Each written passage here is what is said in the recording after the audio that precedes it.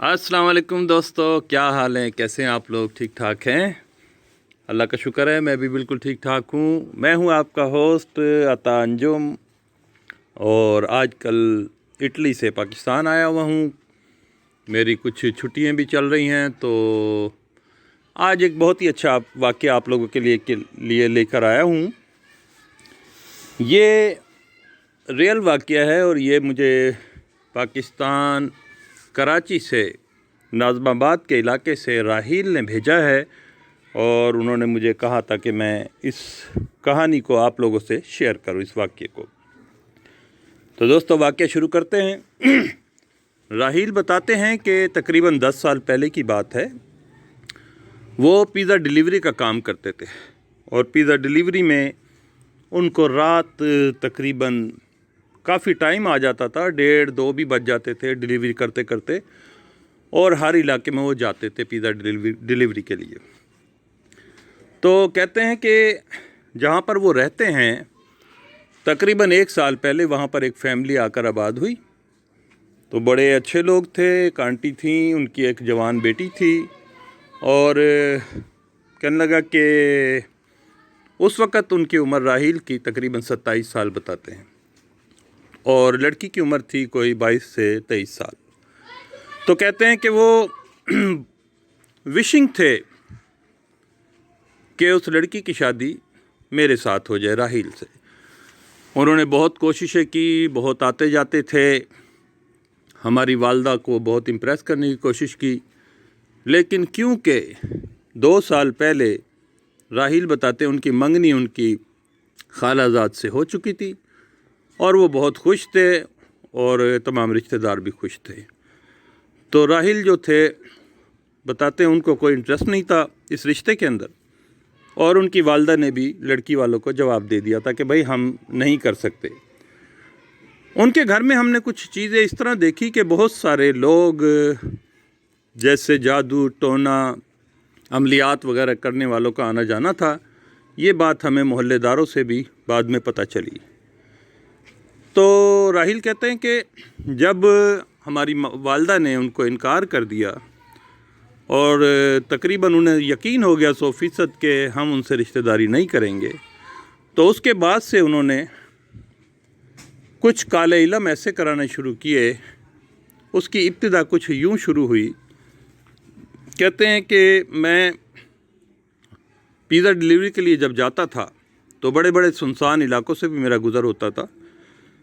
तो अक्सर एक रोड है वहाँ पे एक बहुत ही पुराना दरख्त है जो हिंदुस्तान पाकिस्तान के बनने से पहले का ही है।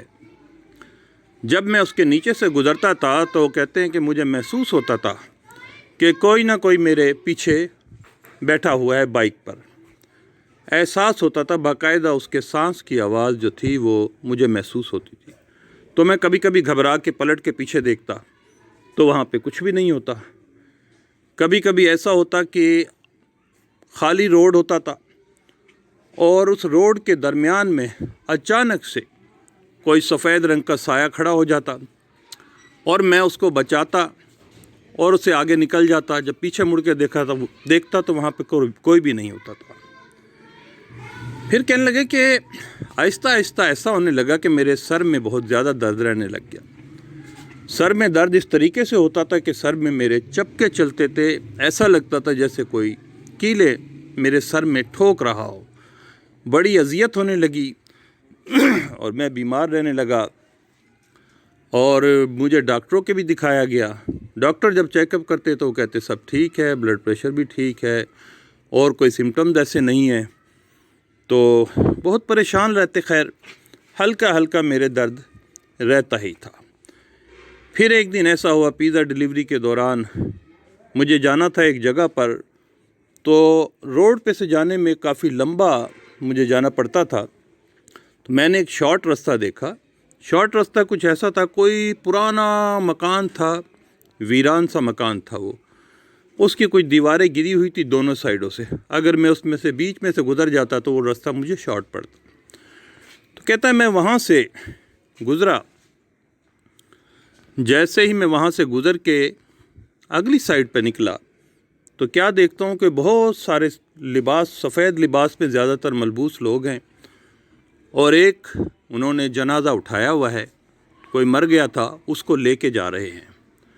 سنسان روڈ، رات کا 1:30 بج رہا۔ میں بڑا حیران پریشان بھی ہوا کہ اس وقت کون سا ٹائم ہے کہ یہ لوگ دفنانے کے لیے جا رہے ہیں۔ خیر، میری عادت تھی کہ میں نماز بھی پڑھتا تھا، اور کوئی بھی جنازہ نظر آ جاتا تھا میں اس کو کندھا ضرور دیتا تھا۔ میں نے جلدی سے بائک اپنی سائڈ پہ لگائی اور بھاگ کے میں اس چرپائی کے پاس گیا جنازے کی۔ میں نے اس کو کندھا دیا ایک سائڈ سے، کندھا دے تھوڑی دور تک میں اس کو کندھا دیتا ساتھ چلتا رہا۔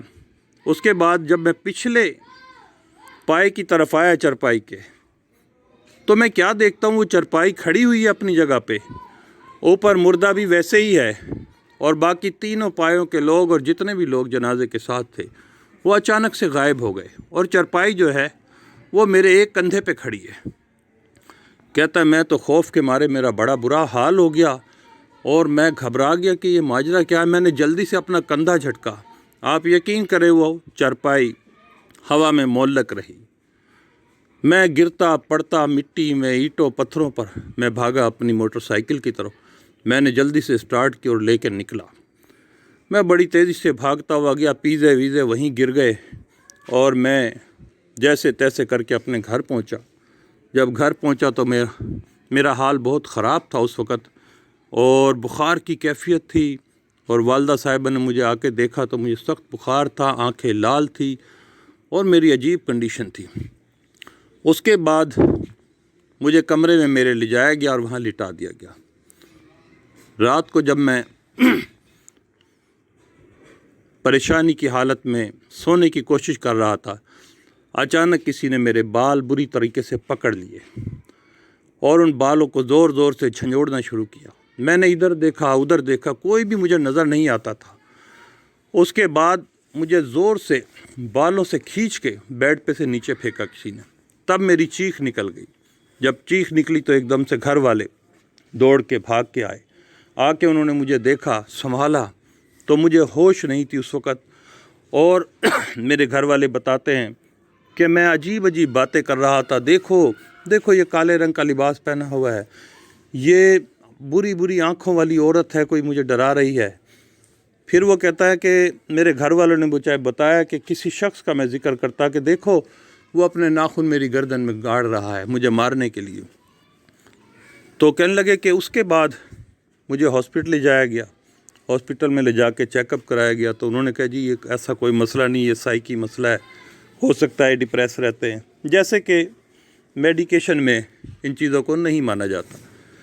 تو خیر اس کے بعد میری طبیعت بہت خراب رہنے لگی، اور آہستہ آہستہ مجھے اپنا دم گھٹتا محسوس ہوتا، میرے سر میں کیلے سی چبھتی محسوس ہوتی۔ آخر کار میری والدہ کو خیال آیا اس وقت کہ اوہو خدا نہ خواستہ یہ کوئی ایسا مسئلہ اوپرا پر آیا ہو گیا ہے، جیسے کہ یہ ڈرا ہے، کسی ایسی جگہ سے گزر گیا ہے، کسی ایسی جگہ پہ پیر پڑ گیا جہاں پہ نہیں پڑنا چاہیے تھا، اور اس کے اوپر اثرات شروع ہو چکے ہیں۔ میری خوش قسمتی تھی کہ میرے نانا اس وقت زندہ تھے، اب وہ فوت ہو چکے ہیں، اللہ انہیں جنت میں جگہ دے۔ وہ بہت ہی نمازی پرہیزی آدمی تھے، بہت عبادت گزار آدمی تھے۔ جب ان تک یہ اطلاع پہنچی تو میرے نانا جو ہے حیدرآباد میں رہتے تھے، وہ فوری طور پر کراچی پہنچے۔ جب وہ پہلے دن داخل ہوئے آ کے انہوں نے مجھے دیکھا، میرے کمرے کا جائزہ لیا، تو انہوں نے میری والدہ سے کہا کہ مجھے شک پڑتا ہے کہ اس کے اوپر کوئی کالا جادو کیا گیا ہے جو اس کی زندگی کے لیے انتہائی خطرناک ہے۔ بہرحال انہوں نے اسی وقت وضو کیا، وضو کرنے کے بعد نماز پڑھی، نماز کے بعد وہ میرے پاس بیٹھ گئے۔ اس کے بعد انہوں نے اللہ کا کلام پڑھنا شروع کیا۔ جیسے جیسے وہ اللہ کا کلام پڑھتے جاتے تھے، میرا جو سر کا درد تھا وہ ختم ہوتا چلا جاتا تھا، اور میں کچھ دیر کے لیے ہوش میں آ جاتا تھا۔ میں اپنے نانا کو دیکھ کے بڑا خوش ہوا، انہوں نے مجھے بڑا پیار ویار کیا، اور اس کے بعد انہوں نے کہا انشاءاللہ تم ٹھیک ہو جاؤ گے، فکر نہیں کرو۔ میرے نانا بتاتے ہیں کہ راحیل بتاتے ہیں کہ میرے نانا نے مسلسل 3 دن تک پڑھائی کرتے رہے، جب 3 دن تک پڑھائی کرتے رہے تو تیسرے دن کی رات کو وہ چیز انہوں نے حاضر کر لی میرے جسم کے اندر اور وہ بول پڑی۔ میرے نانا پوچھا تم کون ہو؟ انہوں نے کہا جی ہم جناتوں میں سے ہیں اور ہمیں یہاں پر بھیجا گیا ہے اس کی جان لینے کے لیے۔ تو ہمارے نانا نے ان سے پوچھا تمہیں کس نے بھیجا ہے؟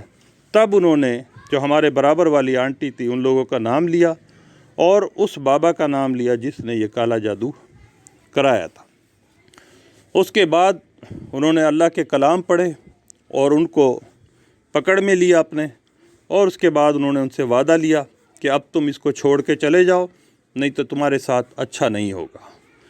کیونکہ میرے نانا بہت ہی زیادہ نمازی، پرہیزی اور اللہ کی عبادت کرنے والے تھے، تو وہ لوگ ان کی بات مان گئے اور انہوں نے وعدہ کیا کہ جی ہم اس پر اب کبھی بھی نہیں آئیں گے۔